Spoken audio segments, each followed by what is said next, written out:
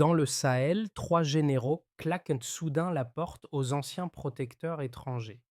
Ils annoncent une force conjointe de 5 000 hommes, tournant brutalement le dos à des années de dépendance sécuritaire, de décisions prises à distance et de promesses de stabilité jamais vraiment tenues. Mais pour les habitants du Mali, du Burkina Faso et du Niger, et pour des figures nues Ibrahim Traoré, cette promesse d'autonomie changera-t-elle enfin quelque chose au quotidien ou restera-t-elle un slogan de plus répété dans les communiqués? Le pari vient d'entrer dans sa zone de vérité sous les yeux du monde. La promesse d'une force conjointe de 5 000 soldats crée une attente immense dans un Sahel longtemps habitué à dépendre d'interventions extérieures. L'enjeu central pour les trois capitales tient en une question simple: gagner une autonomie sécuritaire durable. Mais derrière cette ambition, les risques s'accumulent. Les sanctions internationales réduisent les marges financières, les équipements manquent et les infrastructures militaires doivent être reconstruites presque depuis zéro. Ce projet collectif exige non seulement de la coordination entre le Mali, le Burkina Faso et le Niger, mais aussi une capacité à maintenir la cohésion interne face aux divergences politiques et aux contraintes logistiques. Si la coalition parvient à tenir ses engagements, elle pourrait ouvrir une nouvelle phase de stabilité régionale et redéfinir la manière dont les crises sont gérées dans le Sahel. Dans le cas contraire, les retombées seraient lourdes: fragmentation de l'alliance, retour à la dépendance extérieure et affaiblissement des avancées obtenues depuis le déploiement initial. C'est cette ligne ténue entre réussite stratégique et basculement fragile qui définit aujourd'hui les stakes de ce projet. La révélation initiale est brutale. Malgré l'annonce officielle d'un déploiement rapide de 5 000 hommes dans un délai théorique de 112 heures, les rapports de terrain montrent que cette montée en puissance a été freinée par les sanctions et par la rareté du matériel essentiel. Deuxième révélation, plus discrète mais tout aussi structurante: l'autonomie sécuritaire proclamée repose encore sur une logistique précaire, où chaque patrouille doit composer avec des équipements récupérés, réparés ou réaffectés. Ce contraste entre ambition et réalité éclaire un contexte façonné par des années de dépendance vis-à-vis d'acteurs extérieurs. Pendant longtemps, la sécurité du Sahel a été pensée au-delà de ses frontières, avec des décisions prises loin de Bamako, Ouagadougou ou Niamey. Le basculement actuel, qui transfère la chaîne décisionnelle vers les capitales locales, marque donc une rupture profonde avec un modèle ancien où la protection était importée plutôt que construite. L'Alliance cherche désormais à consolider un cadre d'autodéfense capable de résister aux pressions régionales et internationales. Dans ce paysage mouvant, les gouvernements du Mali, du Burkina Faso et du Niger tentent de reconstruire une capacité opérationnelle suffisante pour soutenir cette nouvelle force. Les infrastructures sont limitées, les budgets contraints et les tensions internes persistent quant à la répartition des ressources. Pourtant, une dynamique nouvelle émerge. Des patrouilles coordonnées apparaissent, des zones autrefois délaissées sont sécurisées, et les premières opérations conjointes commencent à renforcer la cohésion entre les unités. Ce sont ces avancées modestes, mais tangibles, qui nourrissent l'idée que l'autonomie pourrait devenir une réalité durable.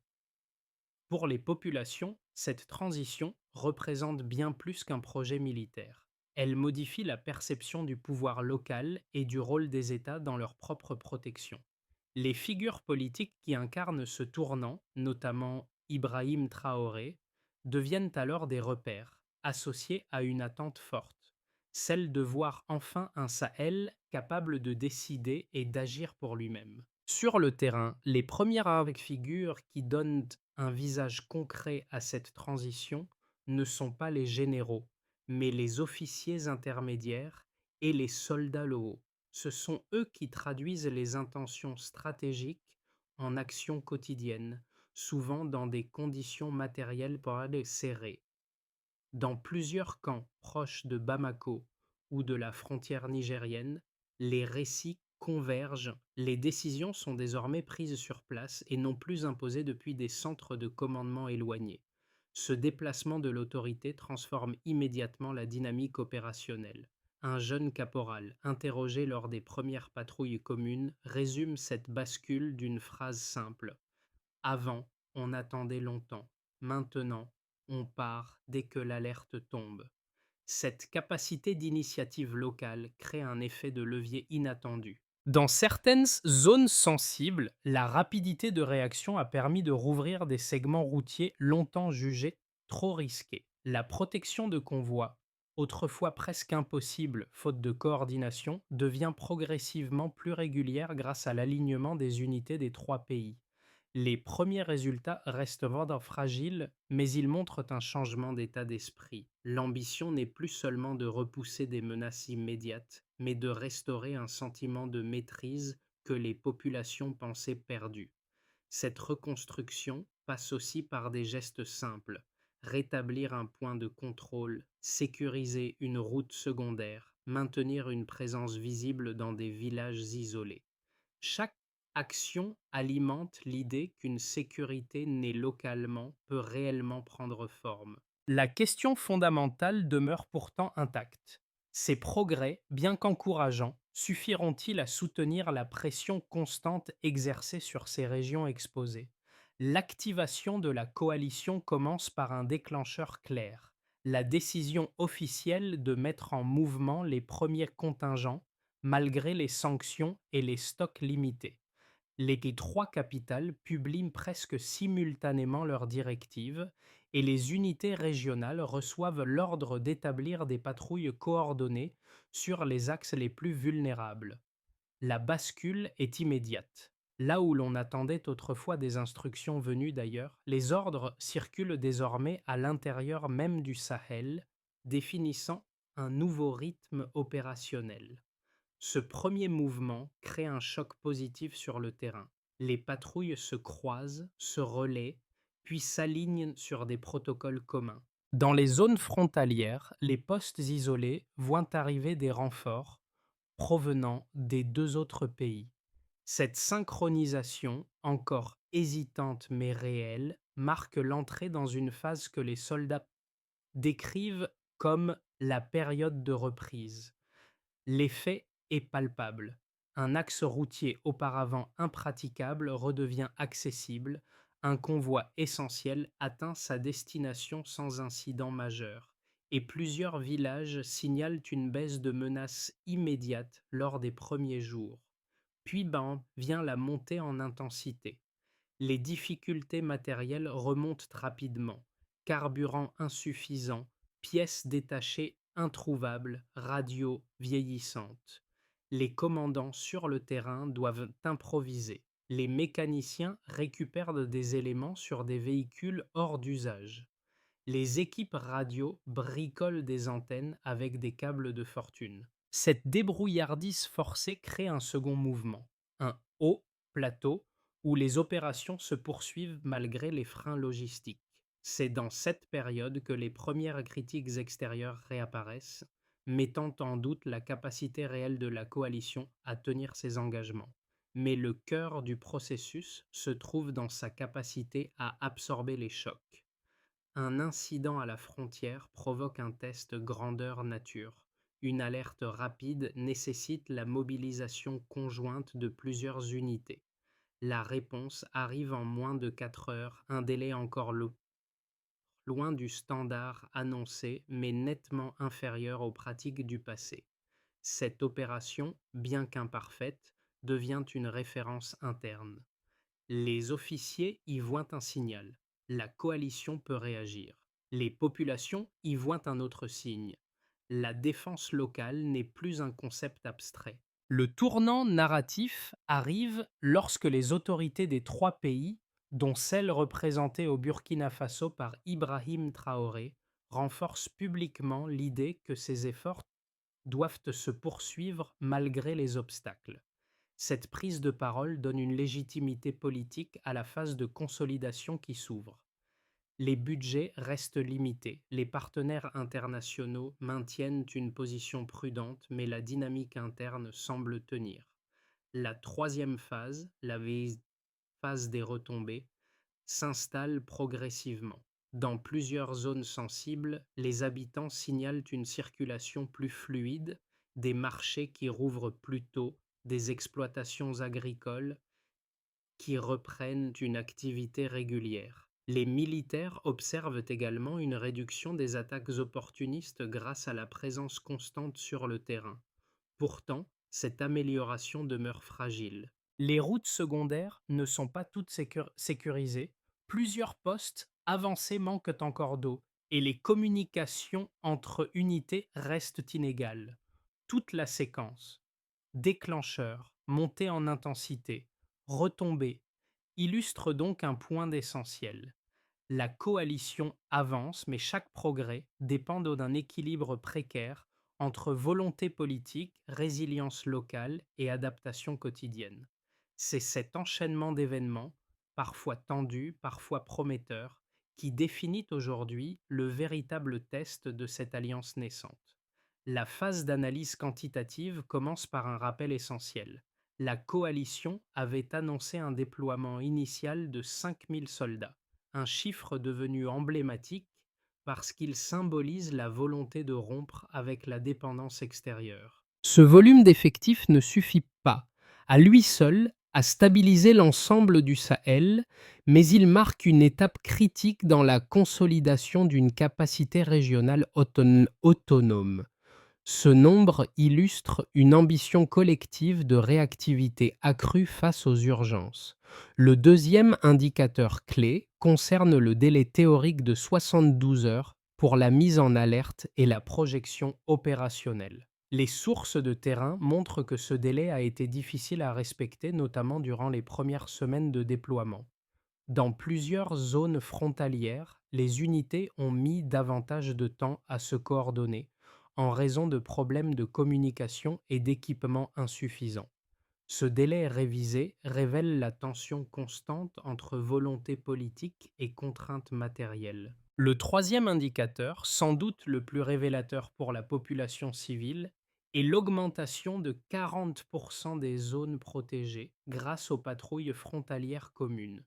Ce chiffre provient des rapports consolidés après plusieurs semaines d'opérations coordonnées et représente un gain concret en termes de sécurité immédiate pour les habitants. Dans les régions autrefois abandonnées, la reprise progressive des activités quotidiennes témoigne de l'impact direct de cette expansion territoriale. Cette hausse montre comment la présence locale peut modifier rapidement la perception du risque.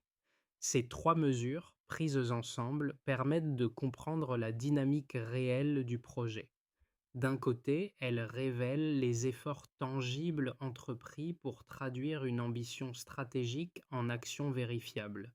De l'autre, elles mettent en lumière les tensions et les limites structurelles qui persistent. Le terrain impose un rythme souvent plus lent que celui anticipé dans les déclarations officielles. Carburant rare, pièces détachées difficiles à trouver, chaînes logistiques perturbées par les sanctions. Les officiers doivent constamment arbitrer entre priorités opérationnelles et capacités réelles. Ce contraste entre objectif et exécution apparaît clairement lors des premières missions conjointes. Les unités maliennes, burkinabées et nigériennes ont réussi à mener plusieurs opérations de surveillance, mais leur coordination dépend encore de moyens de communication précaires. Les rapports mentionnent des radios réaffectées, des batteries défaillantes et des transmissions hachées qui compliquent la synchronisation. Malgré ces obstacles, les équipes parviennent à maintenir une présence soutenue, montrant une détermination collective à compenser la faiblesse des infrastructures. Les données confirment également un autre point important. La coalition réussit à créer une forme de solidarité opérationnelle qui n'existait pas auparavant. Les renforts circulent, les patrouilles se relayent plus efficacement et les postes avancés reçoivent des appuis qu'ils n'auraient jamais obtenus sous les anciennes structures de commandement. Cette évolution prouve que, même sans ressources abondantes, un espace de coopération peut émerger lorsque les décisions sont prises localement. Le défi consiste maintenant à transformer cette base encore fragile en système durable. Les chiffres montrent un potentiel réel, mais ils mettent aussi en évidence la nécessité de renforcer les infrastructures, de stabiliser l'approvisionnement et de consolider les procédures communes. La coalition a établi les premiers repères quantifiables de son efficacité. Reste à savoir si ces progrès pourront être maintenus au fil des mois, face à des pressions logistiques et politiques toujours présentes. Le débat autour de la coalition du Sahel se structure autour de deux arguments solides, chacun ancré dans des observations réelles. Le premier, souvent avancé par les partisans du projet, souligne les réussites immédiates. Des patrouilles coordonnées ont été déployées, des zones sensibles ont retrouvé une présence sécuritaire régulière, et les populations locales commencent à percevoir une amélioration concrète du quotidien. Selon cette lecture, l'autonomie régionale n'est plus un slogan, mais une dynamique en cours, rendue visible par la rapidité des interventions et par la réouverture progressive de plusieurs axes stratégiques. Ce camp argue que, malgré les ressources limitées, la coalition a déjà franchi un seuil psychologique décisif, la capacité de réagir par elle-même. En face, les critiques formulent une objection robuste. La durabilité de cette coalition reste entièrement incertaine.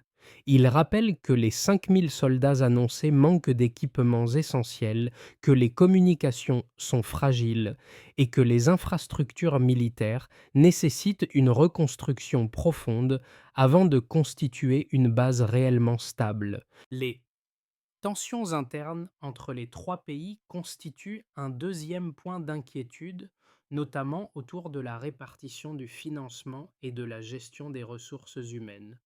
Dans cette perspective, les avancées visibles ne seraient que des succès ponctuels, trop dépendants de la motivation du moment et insuffisamment soutenus par des structures solides. La réponse pertinente à ces critiques ne consiste pas à les minimiser, mais à reconnaître leur validité tout en les replaçant dans le contexte des faits. Les résultats déjà observés, patrouilles actives, zones mieux sécurisées, amélioration des flux de circulation et coordination accrue, montrent que la coalition est capable de fonctionner même en conditions défavorables. L'argument de la fragilité, lui, pointe vers une réalité indéniable. Le système doit encore être consolidé.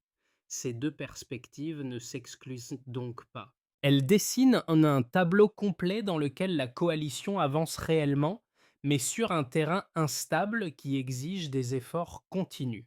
Cette approche nuancée permet de comprendre que la question n'est pas de savoir si la coalition fonctionne parfaitement, mais si elle progresse malgré ses limites. Et les faits disponibles d'Acetoni tendent à confirmer cette trajectoire. Ce milieu de séquence révèle une dynamique inattendue. La coalition, malgré ses limites matérielles, commence à agir comme une structure plus cohérente qu'anticipée. Les patrouilles, d'abord irrégulières, s'alignent progressivement sur des routines communes, et les communications, bien que fragiles, permettent désormais des interventions plus rapides dans plusieurs zones sensibles. Dans certains districts frontaliers, les habitants signalent une présence accrue des unités régionales, accompagnée d'une baisse ponctuelle d'incidents. Ce changement ne signifie pas une victoire stratégique, mais il marque une rupture avec les années où les populations avaient cessé de croire en une protection locale. Les premiers signes de cette réappropriation sécuritaire, même modeste, modifient l'humeur générale. Cette progression reste néanmoins fragile. Les, les tensions internes persistent sur la gestion des ressources et chaque opération repose sur un équilibre délicat entre coordination politique et capacité opérationnelle limitée. Pourtant, la parole publique de figures comme Ibrahim Traoré donne à cette étape un poids particulier. Elle représente l'assurance que la trajectoire actuelle ne sera pas abandonnée, malgré les obstacles. Au milieu de ce processus, une question s'impose. Ce moment charnière suffira-t-il à transformer un élan encore instable en base durable pour la suite des opérations? Les conséquences concrètes de la montée en puissance de la coalition se lisent désormais à travers quatre angles distincts qui permettent d'évaluer l'impact sur les populations, les institutions, les dynamiques économiques et la cohésion régionale. Ces effets ne forment pas un bloc homogène. Ils avancent à des vitesses différentes, parfois en contraste, mais montrent comment une politique sécuritaire finit toujours par se diffuser dans les couches profondes du quotidien. Ngui donne une vie locale. Dans plusieurs zones anciennement considérées comme trop dangereuses, la présence régulière des patrouilles frontalières modifie la routine des habitants. Les routes secondaires, surveillées de manière plus fréquente, permettent à certains marchés ruraux de rouvrir plusieurs jours par semaine. Des écoles, longtemps fermées ou fonctionnant par intermittence, accueillent à nouveau des élèves grâce à la sécurisation des trajets matinaux. Les familles décrivent une pression psychologique légèrement réduite, non pas parce que le danger a disparu, mais parce que la visibilité des forces locales crée une impression d'attention réelle. Cette amélioration reste fragile, mais elle marque la première transformation ressentie par les communautés qui avaient perdu confiance dans toute forme d'autorité. Doan Nyip, une circulation économique. La sécurisation partielle des axes routiers a un effet immédiat sur les échanges commerciaux. Les transporteurs reprennent certains trajets abandonnés et la disponibilité des marchandises s'améliore dans plusieurs bourgs frontaliers. Le commerce informel, fondamental dans ces régions, retrouve un volume plus stable. Les agriculteurs signalent également la possibilité d'acheminer leurs récoltes avec moins d'interruptions, ce qui renforce un tissu économique déjà affaibli par les années de conflit.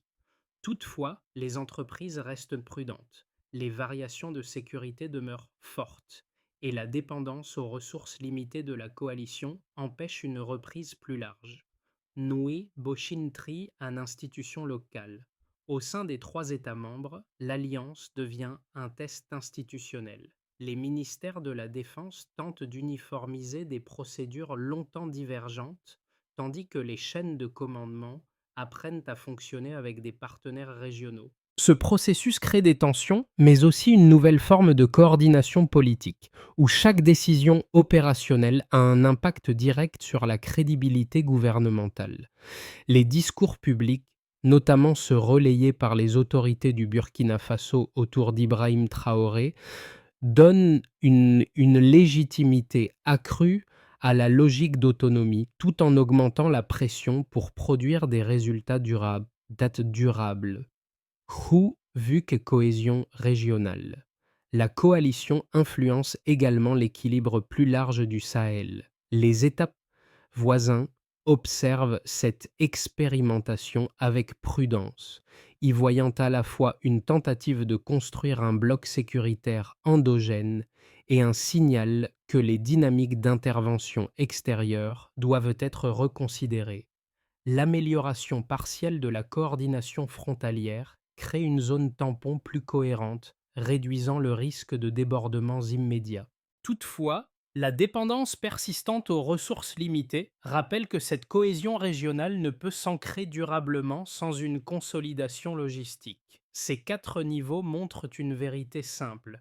Les effets réels existent, mais chacun progresse sur un fil tendu entre potentiel et fragilité. Les 6 à 12 prochains mois forment une période décisive pour la coalition du Sahel, car les tensions internes, les ressources limitées et la pression constante des menaces extérieures convergent pour créer un environnement où chaque décision peut infléchir durablement la trajectoire. 3 scénars se dégagent, chacun appuyé sur les dynamiques déjà observées sur le terrain et sur la capacité des 3 États à transformer les avancées récentes en structures stables. La continuité fragile.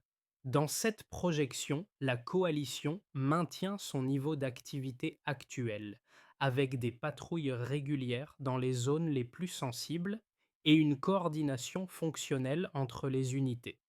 La sécurité locale continue de s'améliorer par petites touches mais sans transformation majeure. Les sanctions internationales ralentissent encore l'accès aux équipements modernes et les infrastructures militaires restent insuffisantes pour soutenir une montée en puissance plus ambitieuse. Les populations bénéficient de gains ponctuels, mais les disparités régionales persistent. La stabilité obtenue demeure précaire, susceptible de basculer en cas de crise logistique ou politique. La consolidation structurée. Ici, les 3 gouvernements parviennent à surmonter les faiblesses matérielles grâce à une meilleure coordination budgétaire et à une organisation plus rigoureuse et des ressources disponibles. Les infrastructures critiques, routes, postes avancés, communications, commencent à être stabilisées ou réparées. La coalition se dote d'un système de rotation plus efficace, réduisant l'épuisement des troupes. Les zones sécurisées s'étendent de manière plus régulière, permettant une reprise économique plus visible. Ce scénario dépend d'une condition centrale: maintenir une cohésion politique réelle entre les 3 pays afin que les réformes ne restent pas théoriques mais se traduisent en mécanismes durables. La désagrégation progressive. Dans cette hypothèse, les contraintes logistiques s'aggravent, les tensions internes s'accumulent et les divergences entre les États membres finissent par réduire la capacité d'action collective. Les opérations deviennent sporadiques, les patrouilles s'espacent et les zones de sécurisées se rétrécissent progressivement. Les critiques internes prennent le dessus et l'alliance perd sa cohérence initiale, entraînant une résurgence des menaces. Une partie de la population retourne à un sentiment d'abandon et la dépendance à l'égard d'acteurs extérieurs redevient incontournable. Ce scénario n'est pas immédiat, mais il reste plausible si aucune consolidation structurelle n'est engagée rapidement. À travers ces trois trajectoires, une leçon se dégage. L'avenir de la coalition dépendra moins de ses annonces que de sa capacité à stabiliser ses fondations logistiques et institutionnelles. Comprendre ces scénarios aide à anticiper les risques sans leur attribuer de probabilité fixe. Les transformations en cours dans le Sahel ne se limitent pas aux cartes militaires ou aux analyses institutionnelles. Elles touchent directement 3 cercles de vie, 3 espaces où chaque changement sécuritaire se traduit dans gestes concrets, en décisions quotidiennes, en attentes parfois modestes, mais profondément ancrées dans la réalité de ceux qui vivent au plus près des tensions. Du côté des familles. Pour les habitants des zones rurales, chaque patrouille vue au loin peut modifier l'organisation de la journée. Un marché qui ouvre plus tôt, un trajet scolaire jugé moins risqué, une récolte qu'on ose enfin transporter. Ces améliorations ne suppriment pas le danger, mais elles introduisent une respiration nouvelle dans des régions longtemps étouffées par l'incertitude. Les communautés redécouvrent l'idée que leur environnement peut évoluer, même lentement, dans un sens positif. Du côté de ceux qui travaillent sur la route, la sécurité partielle retrouvée reconfigure les échanges économiques.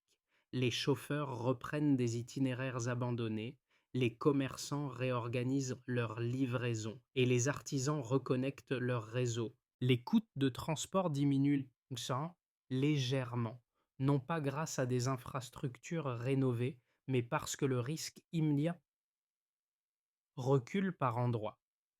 La stabilité reste fragile, mais elle redonne une marge de manœuvre aux acteurs économiques locaux. Du côté des jeunes, dans les villes comme dans les villages, les jeunes interprètent ce moment comme une possibilité nouvelle, celle de voir émerger un cadre où les opportunités ne sont plus systématiquement amputées par l'insécurité. Ils suivent chaque évolution avec prudence, mais aussi avec une curiosité attentive. La perspective d'un environnement plus stable alimente un imaginaire différent où le futur n'est plus perçu uniquement sous l'angle de l'exil ou de l'attente. L'essentiel pour ces trois cercles tient en une notion. Lorsque la sécurité locale progresse, même légèrement, l'horizon collectif s'élargit. Construire une stabilité durable dans le Sahel exige plus qu'une présence militaire accrue. Il faut une architecture de solutions capable de résister aux pressions logistiques, aux tensions politiques et aux fragilités structurelles.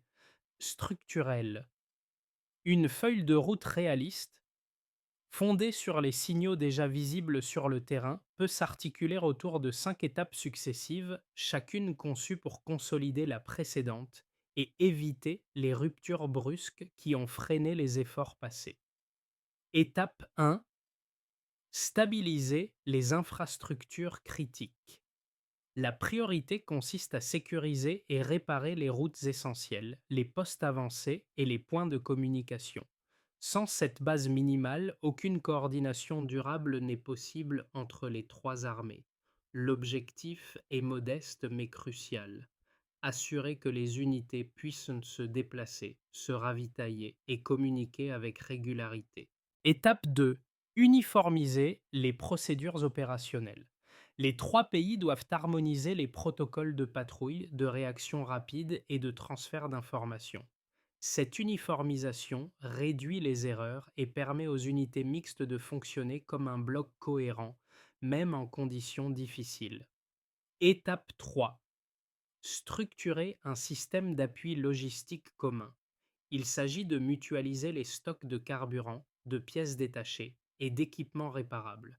Une logistique partagée, même rudimentaire, augmente considérablement la résilience des opérations et limite les interruptions causées par les sanctions. Renforcer la coordination civilo-militaire. Les autorités locales doivent être intégrées dans les mécanismes de planification afin que les zones sécurisées répondent aux besoins réels des populations. Cette coopération évite les décalages entre opérations militaires et attentes civiles. Étape 5. Ancrer l'autonomie politique. Les dirigeants, dont ceux du Burkina Faso autour de la figure d'Ibrahim Traoré, doivent garantir la continuité institutionnelle de ces réformes pour limiter les reculs liés aux changements internes.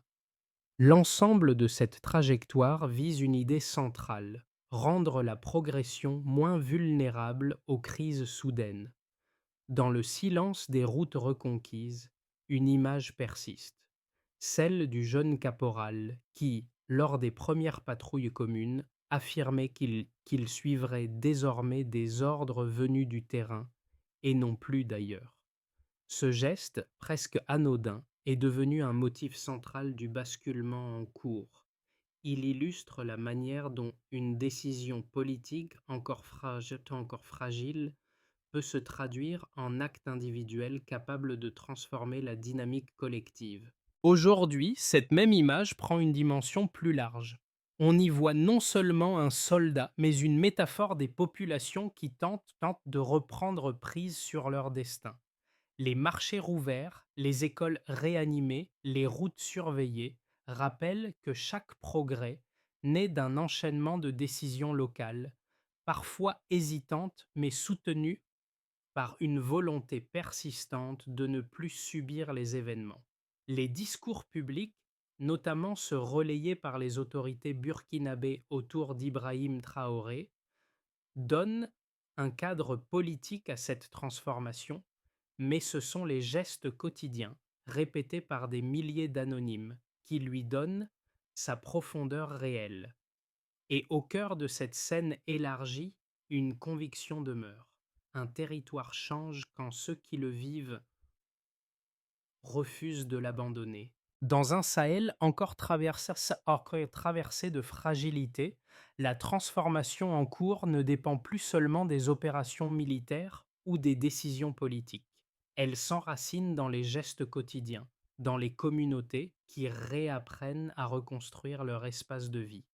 Chaque route rouverte, chaque marché réanimé, chaque école protégée rappelle qu'une stabilité durable se construit d'abord au niveau local avant d'être consolidée par les institutions. Le moment que traverse la région invite à un engagement sobre mais réel.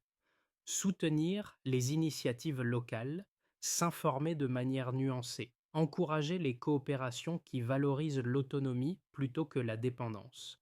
Voilà autant de contributions possibles, même à distance. La situation n'exige pas des actes spectaculaires, mais une attention continue portée aux dynamiques émergentes. Ce type de changement, fragile mais profond, ne demande pas seulement des analyses. Il demande un regard présent, capable de reconnaître les signaux faibles et de leur donner une place. Alors, une question demeure. Comment chacun de nous peut-il accompagner à son échelle ce mouvement vers une souveraineté plus ancrée et plus durable dans la région du Sahel?